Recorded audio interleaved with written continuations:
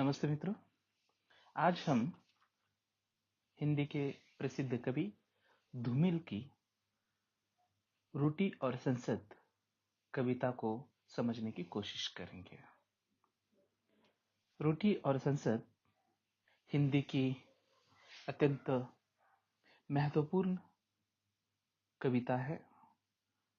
इस कविता के रचयिता धूमिल, इनका जन्म 9 नवंबर 1936 को उत्तर प्रदेश के खिवली नामक ग्राम में एक निम्न मध्यवर्गीय किसान परिवार में हुआ। उनके पिता का नाम शिव नायक पांडे और माता का नाम श्रीमती रजवती देवी था। 11 वर्ष की अल्प आयु में ही पिता की छत्रछाया धूमिल के सर से हट गई। सन 1963 में धूमिल ने नरहुआ के कुर्मी क्षेत्रीय इंटरमीडिएट कॉलेज से हाई स्कूल की परीक्षा पास की। तत्पश्चात आर्थिक आवश्यकतावश एक प्राइवेट कंपनी में अल्पकालिक नौकरी की। पुनः पढ़ने की लालसा से उन्होंने 1968 में काशी हिंदू विश्वविद्यालय से विद्युत प्रविधि में डिप्लोमा प्राप्त किया। जीवन यापन के लिए उन्होंने मेसर्स तलवार ब्रदर्स प्राइवेट लिमिटेड से लेकर उत्तर प्रदेश सरकार के बिजली विभाग में कार्य किया। अपने विद्रोही क्रांतिकारी विचारों से कार्यस्थल को भी प्रभावित करते रहे और इसी कारणवश वरिष्ठ अफसरों के कोपभाजन का भी पात्र उन्हें बनना पड़ा। उनकी कविताओं में आमजन की पीड़ा, आक्रोश की सशक्त अभिव्यक्ति हुई है। आजीवन मेहनत और संघर्षरत जीवन में कई संकटों का मुकाबला करते हुए पर्वत की तरह अटल रहने वाले धूमिल 10 फरवरी 1975 को कालवश हो गए। उस समय उनकी उम्र मात्र 38 वर्ष थी। प्रमुख रचनाएं। धूमिल ने जो महत्वपूर्ण काव्य संग्रह का सृजन किया है, उनके शीर्षक इस प्रकार है: संसद से सड़क तक, कल सुनना मुझे, सुदामा पांडे का प्रजातंत्र। तो आइए देखते हैं रोटी और संसद। दोस्तों, इस कविता को समग्रता से समझने के लिए हम पहले कविता का मूल पाठ करते हैं। कविता इस प्रकार है: एक आदमी रोटी बेलता है, एक आदमी रोटी खाता है, एक तीसरा आदमी भी है जो न रोटी बेलता है न रोटी खाता है, वो सिर्फ रोटी से खेलता है। मैं पूछता हूं, ये तीसरा आदमी कौन है? मेरे देश की संसद मौन है। कविता के मूल पाठ के बाद अब आते हैं कविता के शीर्षक की ओर। रोटी और संसद, यह कविता का शीर्षक है। स्थूल रूप से अगर हम देखें तो रोटी एक अलग चीज है, संसद एक अलग चीज है। पर क्या वजह है कि धूमिल ने रोटी और संसद इन दो शब्दों को एक साथ जोड़ा?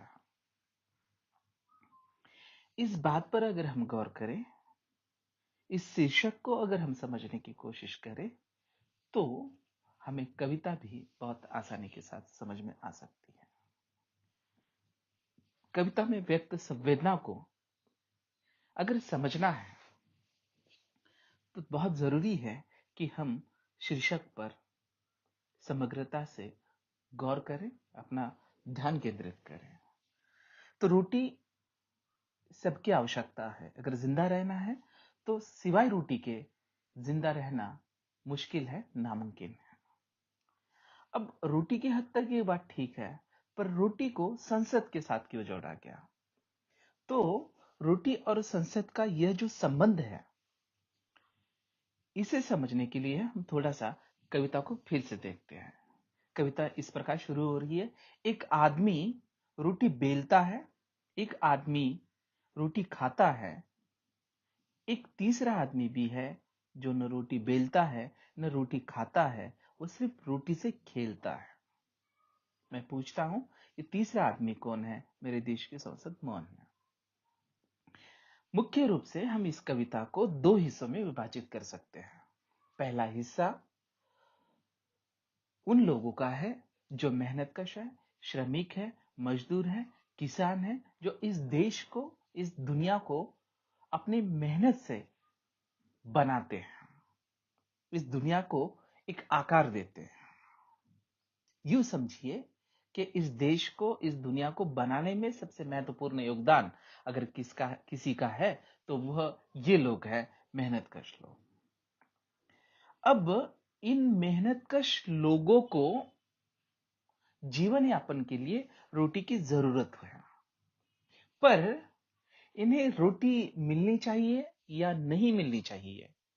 अगर मिलनी चाहिए तो कब मिलनी चाहिए, कितनी मिलनी चाहिए, कैसे मिलनी चाहिए, ये सब निर्धारण करने का काम देश की संसद करती है। देश की संसद ने ये जिम्मा अपने सर पर लिया है। संविधान ने संसद को नागरिकों के हक एवं अधिकार सुनिश्चित करने का जिम्मा सौंपा। अब इस संसद में जो लोग चुनकर जाते हैं, जाहिर सी बात है वो लोग राजनेता है, मंत्री है। तो ये राजनेता और मंत्री, इनका कर्तव्य है कि वो देश में शांति और सुव्यवस्था बनाए रखें, लोगों को उनके हक एवं अधिकार प्रदान करें, लोगों की समस्याओं को संसद में बोले, लोगों के विभिन्न तरह की जो प्रश्न है, जो समस्याएं हैं, जो तकलीफ है, जो पीड़ा है, उस पीड़ा का हरण करने का, उस पीड़ा का निवारण करने का काम संसद में होना चाहिए। संसद में ऐसा होता नहीं है, ये धूमिल की मान्यता है, ये धूमिल का कहना है। तो धूमिल कहते हैं कि ये जो आदमी रोटी बेल रहा है वो मेहनतकश, वो जो आदमी रोटी खा रहा है, और वो तीसरा आदमी जो ना रोटी बेलता है ना रोटी खाता है, वो रोटियों से खेलता है, तो वो दूसरा तीसरा आदमी कोई नहीं है, वो तीसरा आदमी राजनेता है। क्योंकि धूमिल ने ये सवाल किससे किया है? तो धूमिल कहते हैं कि ये तीसरा आदमी कौन है? मेरे देश के संसद मौन है। ये सवाल धूमिल ने संसद से किया है। तो लोगों के हक एवं अधिकारों को उजाड़ने वाले राजनेताओं पर इस कविता के माध्यम से धूमिल ने तंज कसा है। वो वर्तमान राजनीति का विकृत चेहरा पाठकों के सामने ला रहे हैं। बड़ी ही स्वाभाविक तरीके से धूमिल ने अपनी बात इस कविता के माध्यम से पाठकों के सामने रखी है। ये कविता अपने आप में बहुत महत्वपूर्ण है। वर्तमान राजनीति की एक सच्ची तस्वीर हम इस कविता में देख सकते हैं। धन्यवाद।